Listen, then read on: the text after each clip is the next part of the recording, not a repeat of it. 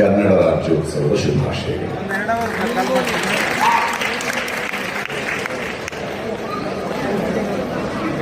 ನನಗೆ ಬಹಳ ಭಾವನಾತ್ಮಕವಾದ ಕ್ಷಣ ಇದು. 4 ದಶಕಗಳ ಹಿಂದೆ ಕಾಲೇಜಿನಲ್ಲಿ ಕಾಮರ್ಸ್ ಓದ್ತಾ ಇದ್ದೆ, ಸೆಂಟ್ ಜೋಸೆಫ್ ಕಾಲೇಜ್ ಕಾಮರ್ಸ್. ಯಾಕೋ ಬ್ಯಾಂಕ್ ಮ್ಯಾನೇಜರ್ ಆಗ್ಬೇಕು ಅಂತ ಅನಿಸ್ಲಿಲ್ಲ, ಏನ್ ಮಾಡ್ಬೇಕು ಗೊತ್ತಿರಲಿಲ್ಲ. ನಾಟಕ ನಟನೆ ಒಂದು ಸ್ವಲ್ಪ ಮಾಡ್ತಿದ್ದೆ, ಏನೂ ಗೊತ್ತಿಲ್ಲದೆ ನಡ್ಕೊಂಡು ಕಲಾಕ್ಷೇತ್ರಕ್ಕೆ ಬಂದೆ. 4 ದಶಕಗಳ ಹಿಂದೆ ಇದೇ ಕಲಾಕ್ಷೇತ್ರದ ಮೆಟ್ಟಿಲು ಕುತ್ಕೊಂಡು ಏನು ಮಾಡಬೇಕು ಅಂತ ಕನಸು ಕಾಣ್ತಾ ಇದ್ದೆ. ಅಲ್ಲಿ ಮೇಲ್ಗಡೆ ನಿದ್ದೆ ಮಾಡ್ತಿದ್ದೆ. ಮಧ್ಯಾಹ್ನ ಯಾವ್ದಾದ್ರು ನಾಟಕ ನಡೀತಿದ್ರೆ ಊಟ ಮಾಡ್ತಿದ್ವಿ, ಇದ್ಗಡೆ ಗ್ರೀನ್ ರೂಮ್ ಮಾಡ್ಕೊಡ್ತಿದ್ವಿ.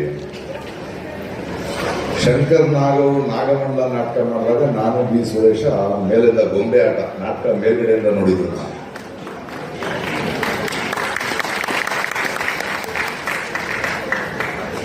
ಕನ್ನಡ ಸಾಹಿತ್ಯ, ಅದರ ವೈಶಿಷ್ಟ್ಯ, ಹಲವು ನಾಟಕಗಳು, ಹಲವು ಅನುಭವಗಳು, ಕನ್ನಡ ಅಂದ್ರೆ ಏನು, ಕನ್ನಡದ ಶ್ರೀಮಂತಿಕೆ ಏನು ಅಂತ ನಾನು ಕಲಿತಿದ್ದು ಈ ಕಲಾಕ್ಷೇತ್ರದಿಂದ. ಇವತ್ತು ನಾನು ಎಷ್ಟೇ ಎತ್ತರಕ್ಕೆ ಬೆಳೆದಿದ್ರು, ನನ್ನ ರೆಂಬೆಗಳು ಬಹಳ ದೂರ ಚಾಚಿದ್ರು, ಅದರ ಮೂಲ, ಅದರ ಬೇರು, ಅದರ ನೆಲ ಕರ್ನಾಟಕ, ಕನ್ನಡ ಸಾಹಿತ್ಯ. ಅಂಥ ಒಂದು 4 ವರ್ಷಗಳ ನಂತರ ಇದೇ ಕಲಾಕ್ಷೇತ್ರದಲ್ಲಿ 4 ದಶಕಗಳ ನಂತರ ಕನ್ನಡದ ಹೆಮ್ಮೆಯ ಸಾಧನೆಯ ಪುರಸ್ಕಾರ ನನಗೆ ಬರುತ್ತೆ ಅಂತ ನಾನು ಕನಸ್ಕೊಂಡಿರಲಿಲ್ಲ.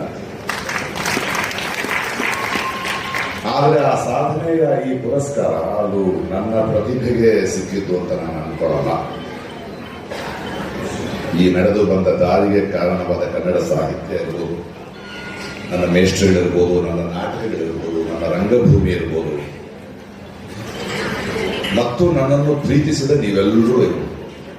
ಯಾಕಂದ್ರೆ ಯಾವುದೇ ಒಬ್ಬ ಕಲಾವಿದ, ಒಬ್ಬ ನಾಯಕ ಅವರ ಪ್ರತಿಭೆಯಿಂದ ಬೆಳೆಯಲ್ಲ, ಜನರ ಪ್ರೀತಿಯಿಂದನೇ ಬೆಳೆಯೋದು.